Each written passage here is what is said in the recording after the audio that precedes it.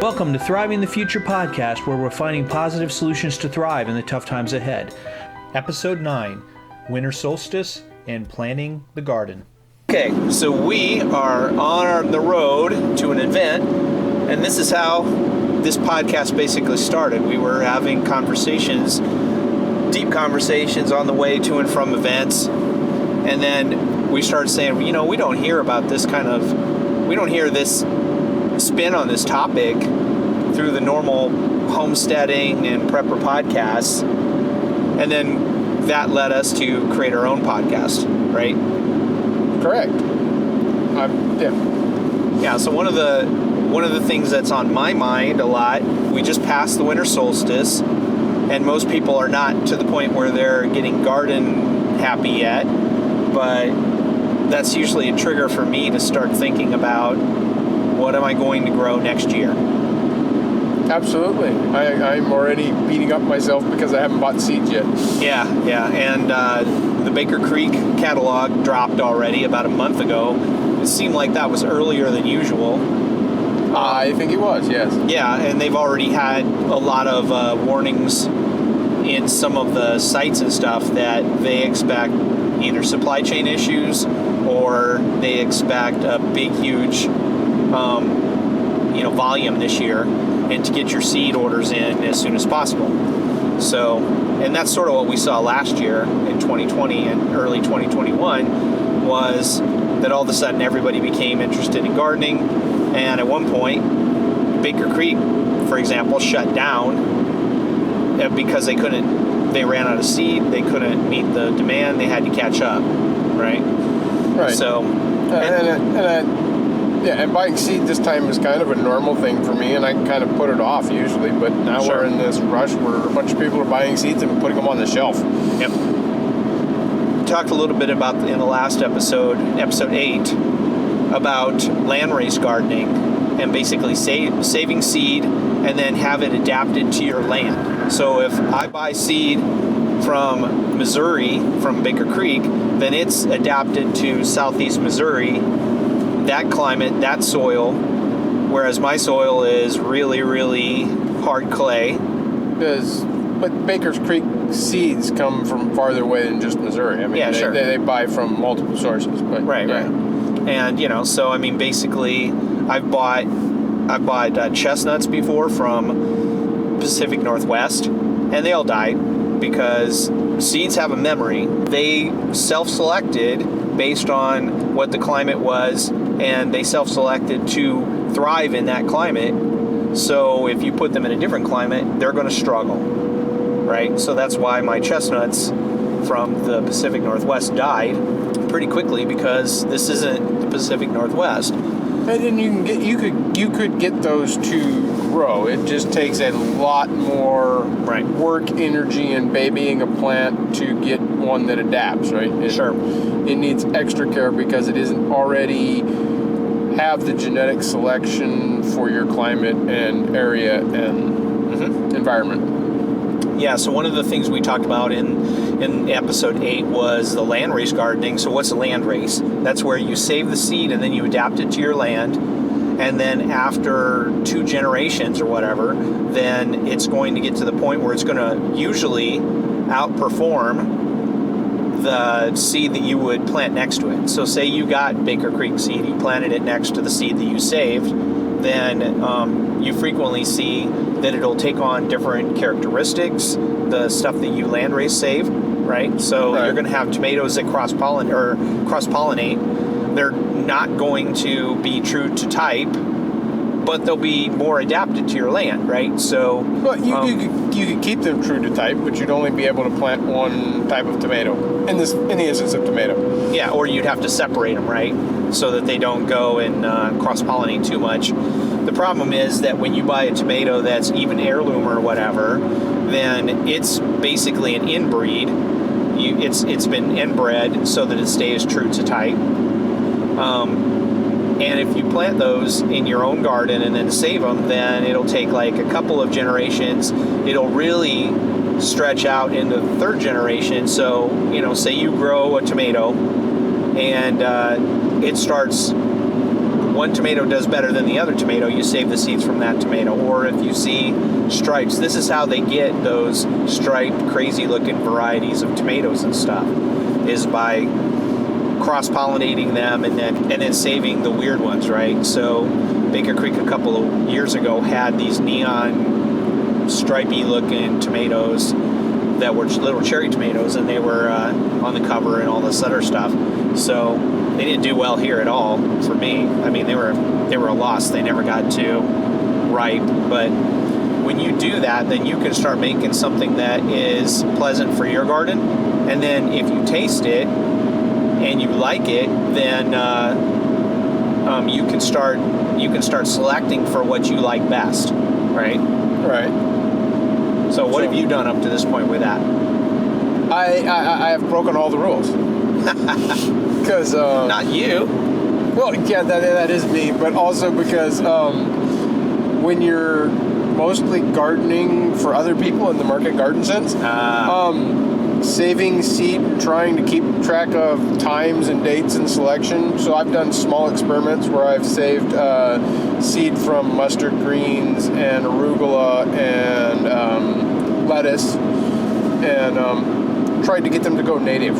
And I've had success with that, especially with the mustard greens and arugula. Yeah. They will, you can get several of those growing a season, so you can get a staggered seed from that and replant. But Sure. what I'm looking at this point is I want as much of the stuff on my property to be more foraging than planting and growing. Right. So I am selecting for things that reseed themselves. So I'll save some of the seed, and about half of it I will just let stay there in the garden to see if it comes back next year. And that's been really successful. I had in my first experiments with this, I was living in a different house. I had a purple mustard green and a frilly one, and they crossed. And then I had this purple frilly one that in mild winters like this was still growing out in the yard everywhere. Sure. That's cool. Yeah, I've got kale that even though it's got down to 20 degrees, it's still alive. It's kind of wimpy looking, but it'll probably come back unless we get an even harder freeze. My winter cover crop is still green, so Right. yeah, that'll be interesting. I've not saved seed from kale or lettuce. Well, kale's going to be hard because I think it's a biannual for seed. Yeah, it's biennial. Yeah, and I've never had luck with like carrots and parsnips and stuff because they always get cross-pollinated by the Queen Anne's lace. Oh, yeah. And then they turn into just this hard, fibrous... they go back to wild. Yeah, they're yellow-looking roots, more similar to the Queen's Anne lace than the carrot. Have you tried continuing to propagate that line of seed and see if they start coming back with one that's a more carrot-like, or... No, I haven't, because I got frustrated when it came back. They're biennial. They come back, right. And I planted some where I saved some parsnip seeds, for example, and they just came back as Queen Anne's lace looking stuff. With all the seed shortness of supply and supply line disruptions, I've been thinking about how much do you actually need to grow to get the seed, so that maybe you could grow the carrots, like the carrots, for example, in a greenhouse, right? Right. So that you get the seed stays pure, but then you end up getting a line of seed that works in your area. But I don't know if that's going to defeat itself with it's in the greenhouse, so the climate's different. Yeah, well, that's true. Yeah, my greenhouse but is too hot. But it would be a supply of seed. Yeah, my greenhouse is too hot, and carrots, I would have to irrigate the heck out of it. So right, and there's a lot of moving pieces there for carrot, but there's some other plants that might work better, like sure. a squash or something that you want to keep isolated, or... Yeah. Now, see, that's what I want to experiment with next, is what squash will make it past the squash bugs, right? Because squash bugs are just horrible to the point where I'm lucky if I get any squash at all. I think last year I got 2 spaghetti squash, and that was it.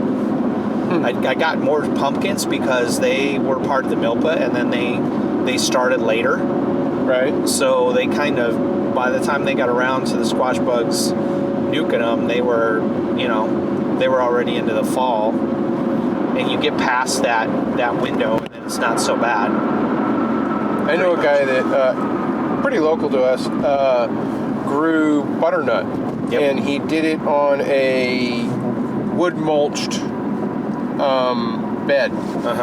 And that actually helped a lot more because there was nothing around. It was a deep mulch, and the squash bugs attacked the plant. Needed lots of picking and some, spraying them with water and stuff, to just get them out of the area. And he ended up being able to get the butternut to come through that without too much trouble. But the wood chips helped keep them from having a place to hide, in like weeds or plants nearby or that, and so there was some isolation. And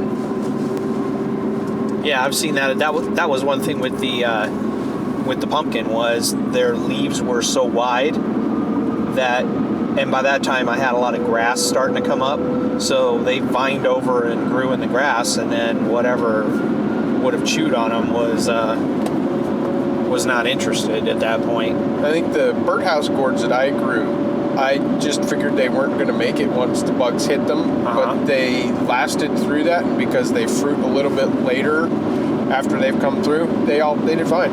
Yeah. So I have a whole bunch of those birdhouse gourds from you, and I started looking at them and shaking them, and then I've decided to select the ones that I like the shape better than the other ones, right? And then the ones that have the most seeds. Right, like there's a couple of them that have like 100+ seeds in them. I believe it. I opened several, and I've got more than enough seed. Yeah, exactly, and you can sell them on eBay for, a fair amount of money. I mean, it's only like $5, but doesn't really require any work. And one gourd had over 100 seeds, so you could sell that. You could sell the seed from that for $25. All together. Right. So yeah, and then I thought about selling them, set up the drill press and drill the birdhouse holes a bunch. Yeah. Take the seeds out for myself. Sure. Then I've got cover crop and everything else, and then sell them locally or give them away or trade them or something. Yep. To somebody that wants to do the artsy thing or wants to finish the birdhouse, but get the hole in it and get the seeds out. Yeah. Yeah, that'd be cool too. Yeah, I was thinking of similar. I've got a drill bit that would work with that's used for doorknobs. Right.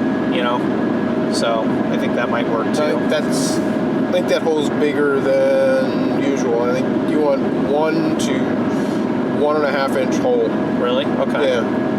But I've got a couple of those, and the drill press makes that real nice because. Right. Cool. Well, that's good. So yeah, that's what my goal this year is, to adapt some of those to my land. I have quite a few of saved seed from last year. Yeah. I saved a lot more tomato than usual, and a lot of pepper. Now, one of the things about saving pepper seeds is if you eat it when the pepper's green, right? Then say you got a green pepper or you have a jalapeno or something like that. Most of the time when you save the seeds from those, the seeds are immature. You got to get them to the point where they're red. Right, you got to grow the pepper all the way to maturity so that you have viable seed. Yeah. Right. So if you're, cutting your peppers up and then saving the seed, I've seen most of the time that doesn't work unless you grow them right out to red. You could do a lot of that and try and select for a variety that has a seed mature sooner, right? Because anything that would come up would be already mature, so it would be a potential line that would have a benefit like that.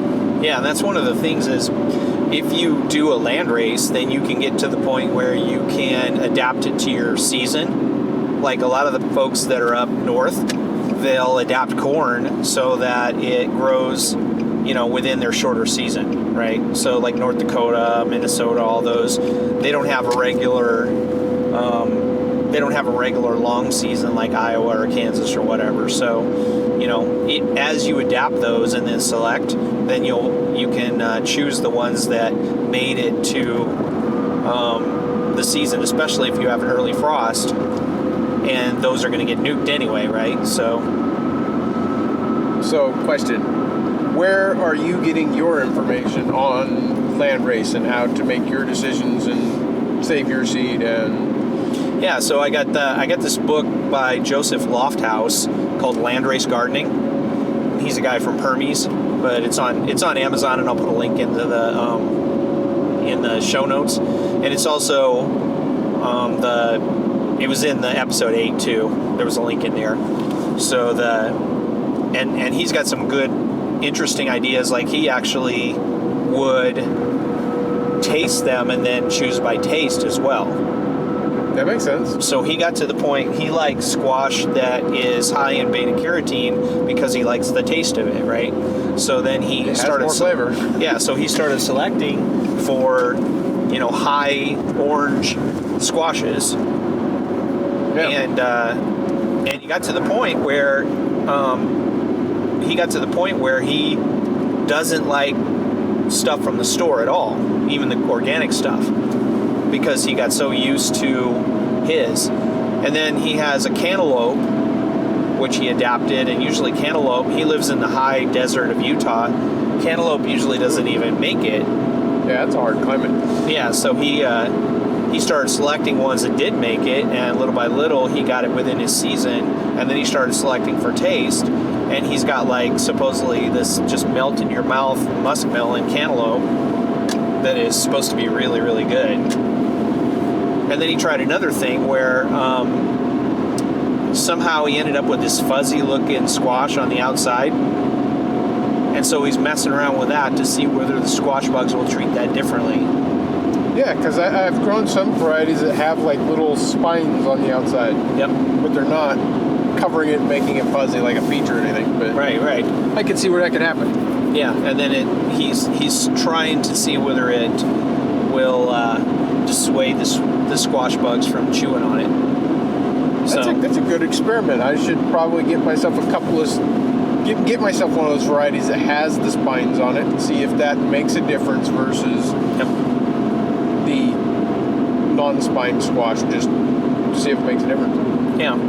So let's also talk about how this relates to community, because that's another thing he covers in his book, is that you get into a community where you're seed swapping, and then you are not only... He actually had a part where all of his seed was lost one year, but because he had saved his seed and shared it with his friends and his community, then they had some of his seed, and they were able to replenish his genome, right? Right. So, because he had his seed sitting there, and he even had it in a plastic tote, and the mice chewed through the plastic tote. Ouch. Yeah. So now he puts it in glass mason jars. That makes sense. I'm going to have to start thinking about how I store my seed, huh? Yeah, that's what I did. I did this week. I switched my seed from being in envelopes to being in small little tiny mason jars. And so you're doing the jelly-sized jars? Yeah, the jelly-sized, yeah. Okay. And then he said you just got to make sure that you don't take them out to the field that way, because he took some glass jars out to the field and accidentally dropped one and ended up with some glass in the field.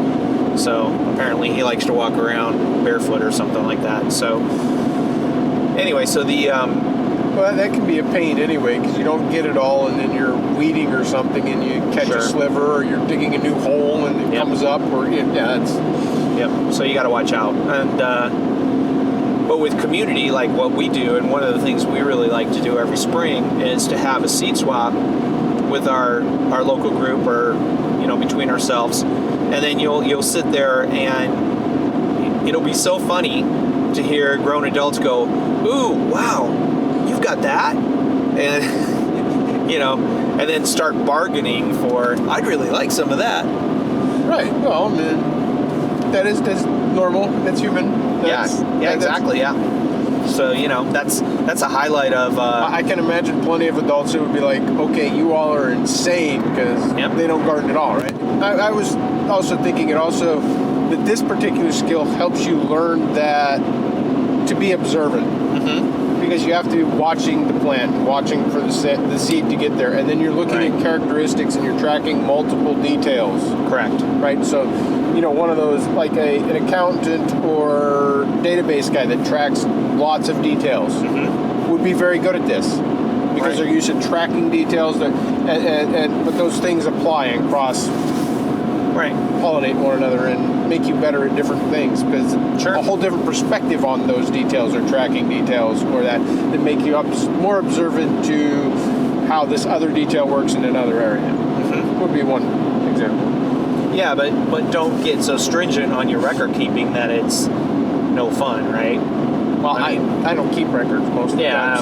So I keep records of what I planted where, and that's about it. I have a spreadsheet and that's how I keep track of when I planted these 2 apple trees or something, right? And I guess my problem with keeping records is it's easier to do with a lot of things, but it doesn't really work for me on gardening, trees, or plants. Sure. Because at some point the data becomes unusable because there are things that I cannot measure, variables I cannot touch, track, or figure. I mean, the amount of stuff that goes into whether a plant succeeds or not succeeds down to, what bugs came through the garden that year that I didn't notice, right? Right.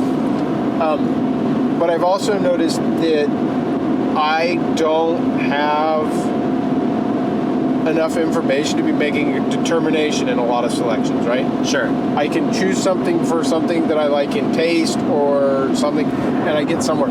But we have a lot of selection in our society for things like chickens that give us the Cornish cross, right? Yeah. Which Franken chicken.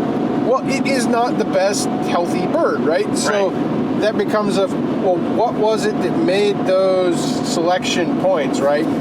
Actually took this animal off into an unhealthy trajectory. Yeah. And I think you can do that with plants and other things as well. I mean,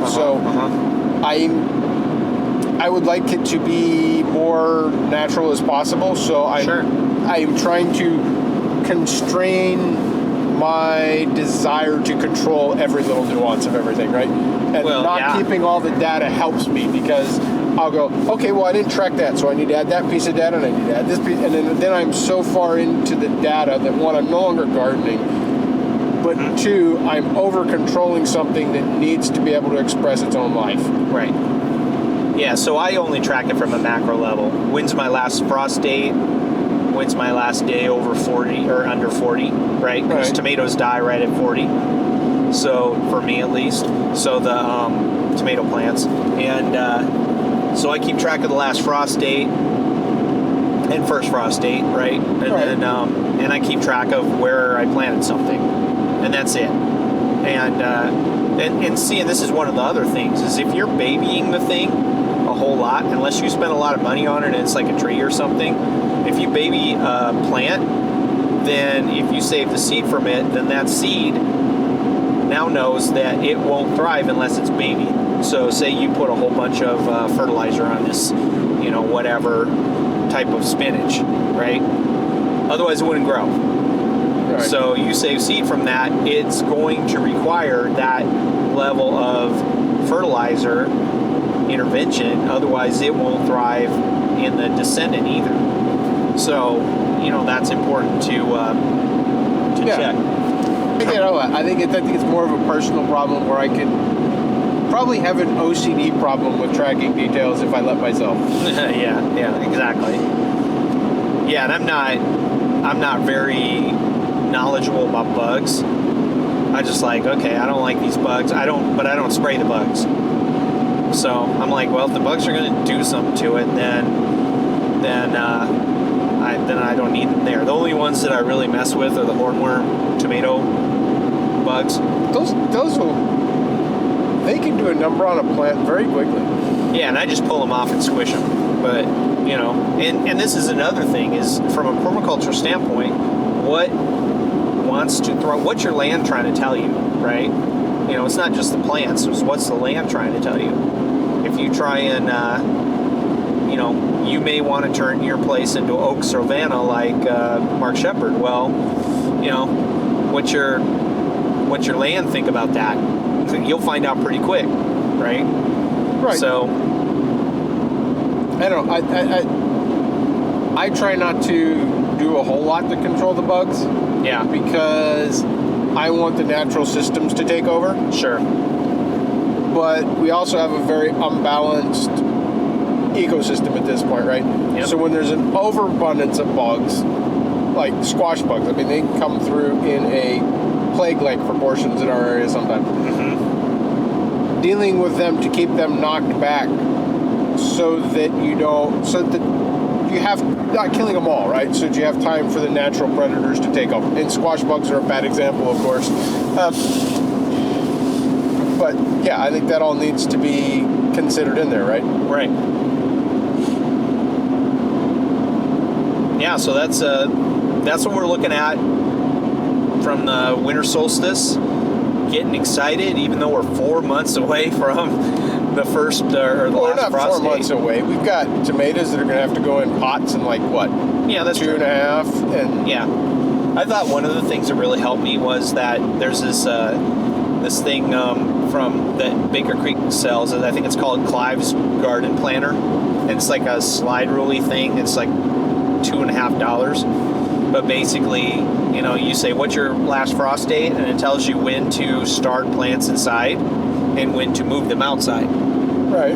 And for a newbie, that's a pretty important thing. Or if you go in, you start planting a new crop that you haven't planted before, right? Right. Or if you, and this is another thing that's really important. Most people only do one season, and if you live, south of Iowa, you should be able to get 2 seasons in. If you plan correctly, you should be able to get 2 seasons in by the fall. Well, and then there's some things there's some things that you can do that you do in a continual planting, right? Right. Like lettuces and things, you can plant Sure. them every 1 to 2 weeks, depending on what Absolutely. season you're in, so that you get a longer harvest. It's not, it's a continual thing. Yeah. Or you do the thing where you seed a few beets every week, so that you have a longer harvest period on beets, Right. because the beets will go into fall very well. Yeah, and so you don't have 20 beets you have to eat at one time, right? And they're Well, you going may- bad, yeah, and then you may going want- bad in the refrigerator or something. Right, and you may want some to come at a certain time when it's more convenient for canning. Then you may want some beets early, right? So that you got the beet greens, and then you've got a big surplus of beets, and then through the summer you just may want to plant them slowly, so that you've got a slow Right. incoming thing on fall, and then a big harvest at the end of fall, right? Mm-hmm. Yeah, definitely. Yeah, and that's one of the things to plan for, because you go to the store, the Home Depot or whatever else, and by July, they don't have any seed left. They're like, oh, well, gardening's done. So the seed is either gone or they took the display down, because as far as they're concerned, the season's over, right? You even go to the nursery area over here that we just passed, and they don't have anybody coming in July, August, whatever. Right. And that is when you should be starting your second batch, because last frost date here is October 20th, so you still got enough time to get it. It's hard to get things to germinate in the middle of July, or August, but you have enough time to get another bean crop, and then, as you said, to start phasing back in your cooler crops like broccoli and cabbages, lettuces and stuff like that. Well, yeah, and then lettuces you can go past the frost to some extent. Right. Lettuce is one of those that's a great fall garden thing, because we're Right. never quite sure when it's going to get, and your particular garden area may have a different microclimate than the area as a whole. And Sure. that is so much better than store-bought stuff that there's no reason not to. Absolutely, and then you should be able to, if you plant potatoes in March, then you should be able to get another crop in July, August, whatever, right? Yes. So you plant those, and then they'll be done before the frost arrives. Right. So good. Any other thoughts or tips? Not at the moment. Okay. I'm sure we could talk another 3 hours if we wanted to, but Yeah, I'm sure we could. Okay. Take care, everybody. Thank you for listening to the Thriving the Future podcast. Check us out at thrivingthefuture.com, Twitter with Thriving the Fute. Check out our Telegram group with a link on our website.